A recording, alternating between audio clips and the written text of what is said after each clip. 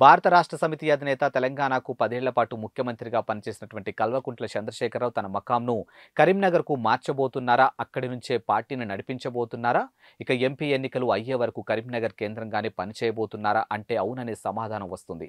ఇక గులాబీ భవన్ నుంచి అసెంబ్లీ ఎన్నికల్లో పరాభవం నేపథ్యంలో లోక్సభ ఎన్నికల్లో సత్తా చాటాలని బీఆర్ఎస్ చూస్తుంది. ఈ ఎన్నికల్లో కూడా గత సీట్ల కన్నా తగ్గితే పార్టీ ఉనికే ప్రశ్నార్థకంగా అవుతుందని గులాబీ నేతలు గుబులుగా ఉన్నారు. ఈ నేపథ్యంలో కేసీఆర్ వ్యూహాత్మకంగా తన మకాంను ఉత్తర తెలంగాణకు మార్చాలని చూస్తున్నట్లు తెలుస్తుంది.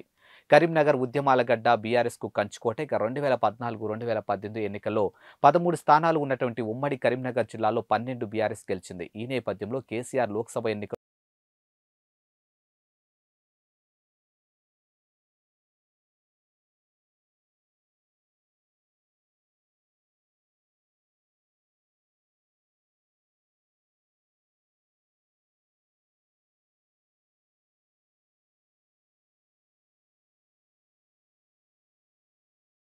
జిల్లాలు బలంగా బీజేపీ ప్రస్తుతం కరీంనగర్‌తో పాటు ఆదిలాబాద్, నిజామాబాద్ జిల్లాలో బీజేపీ బలంగా ఉంది. ఇక కరీంనగర్ ఎంపీగా బండి సంజయ్, నిజామాబాద్ ఎంపీగా అరవింద్, ఆదిలాబాద్ ఎంపీగా సోయం బాపురావు ఉన్నారు. ఇక ఈ ముగ్గురు వచ్చే ఎన్నికల్లో పోటీ చేయడం ఖాయమని అన్నారు. మరోవైపు ఈ 3 పార్లమెంటు నియోజకవర్గాల్లో బీఆర్ఎస్ బలహీనంగా ఉంది. ఈ నేపథ్యంలో ఈ 3 స్థానాల్లో బీఆర్ఎస్‌ను బలోపేతం చేయడంతో పాటు బీజేపీని ఓడించాలని కేసీఆర్ భావిస్తున్నారు. అందుకోసమే తన మకాంను కరీంనగర్‌కు మార్చాలని అనుకుంటున్నారు.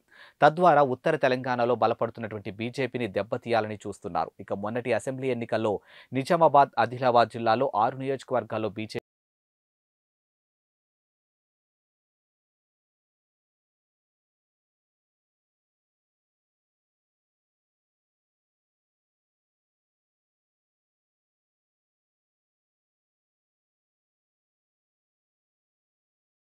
మార్పిక కేసీఆర్ అసెంబ్లీ ఎన్నికల తర్వాత తన ఫామ్ హౌస్‌లో కాలు జారి పడ్డారు. ఇక తుంటి ఎముక విరగడంతో సర్జరీ కూడా అయింది. ప్రస్తుతం ఆయన కోలుకొని చేతికర్ర సహాయంతో నడుస్తూ ఉన్నారు. ఇక ఫిబ్రవరి 1న ఎమ్మెల్యేగా అసెంబ్లీలో ప్రమాణం చేశారు. ఈ నేపథ్యంలో త్వరలోనే కేసీఆర్ కరీంనగర్‌కు వస్తారని తెలుస్తుంది. ఈ మేరకు ఉత్తర తెలంగాణ భవన్‌లో మార్పులు చేస్తున్నారు. ఇక తీగలగుట్టపల్లిలో ఉన్నటువంటి భవనంలోకి కేసీఆర్ ఉండేందుకు అనుగుణంగా మార్పులు చేశారు. తుంటి ఎముక ఆపరేషన్ నేపథ్యంలో భవనంలో లిఫ్ట్ కూడా ఏర్పాటు చేశారు. ఇక మంచి రోజులు చూసుకొని కేసీఆర్ తన మకాం కరీంనగర్‌కు మారుస్తారని తెలుస్తుంది.